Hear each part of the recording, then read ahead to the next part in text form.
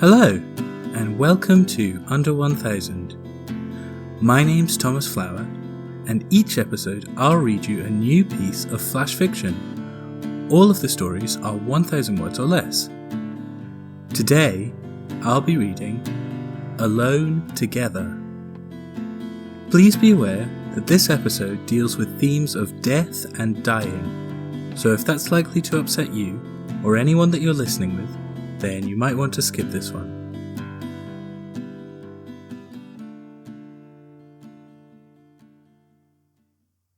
We're waiting.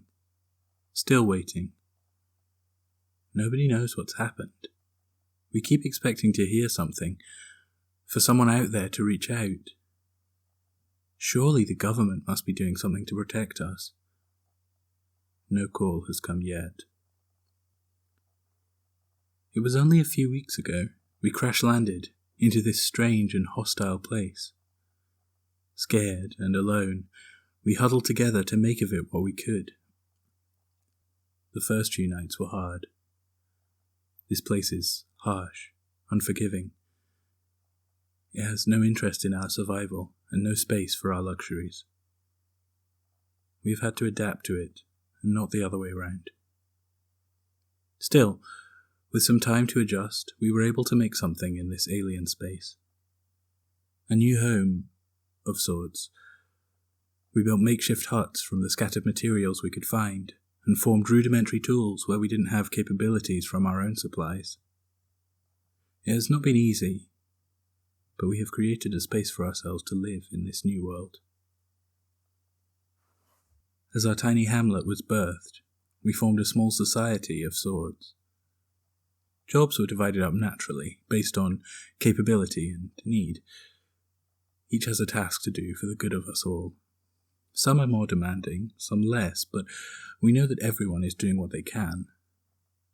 After all, what motive would any of us have to fail each other?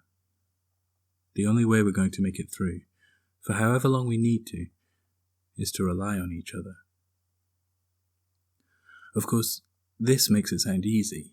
Like we stepped off our broken ship into a strange new world and immediately were able to create a community to rally around. Sadly, this is not true. Would that it were.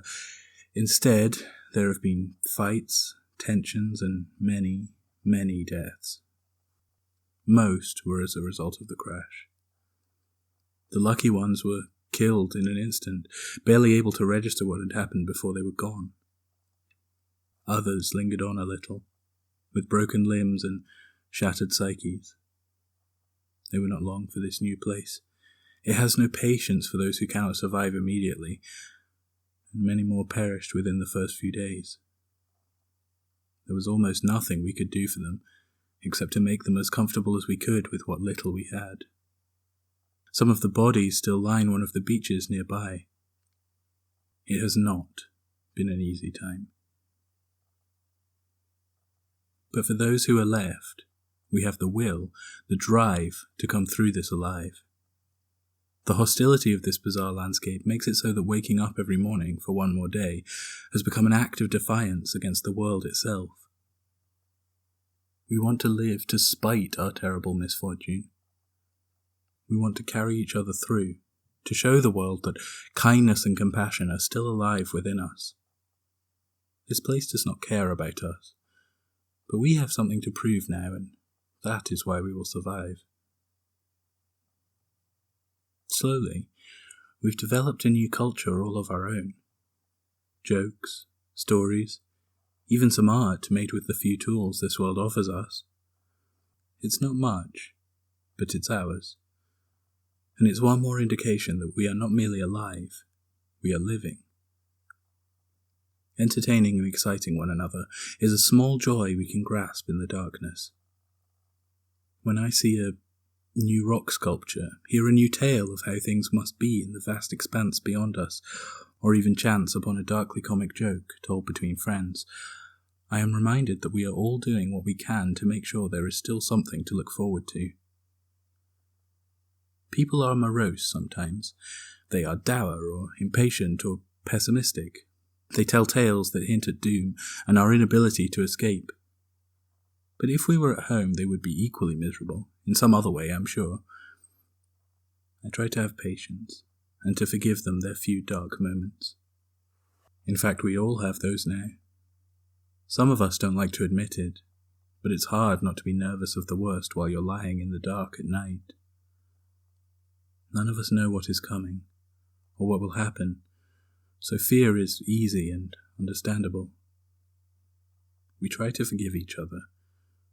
Nobody says that that's what we're doing, but there is a general mood in the camp, an unwritten rule. When people need space, we give it to them. When they lash out or devolve into grim hopelessness, we let them be alone and do not attempt to argue against them. It's all we can do now. We're all feeling the same things after all.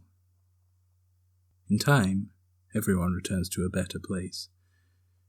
In time, everyone succumbs to a dark moment again. Emotions ebb and flow, and we allow them to do so. And it's working. We're pulling through, surviving. In fact, more than that. Slowly, piece by tiny piece, we're building a home for ourselves in this strange new reality we all find ourselves in. It doesn't look much like what we each knew before, but it doesn't need to. We've kept what still works and discarded the broken and impossible for new ways of doing things. Slowly, we're growing comfortable in this place. But we are still waiting. To be rescued, scooped up, returned back to life as normal, life as it once was.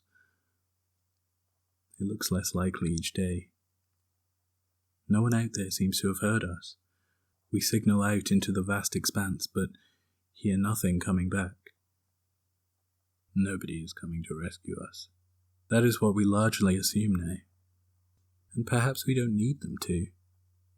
If we can't go back, as looks likely, at least we know that we have each other. To live, survive, thrive off our beautiful new community of solidarity is a joy enough in itself.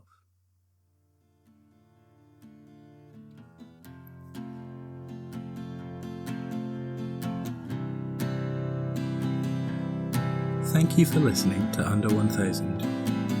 I'm your host, Thomas Flower. To follow the show online, look for Under 1000 Pod on Twitter or Facebook, or check out the website at under1000pod.com.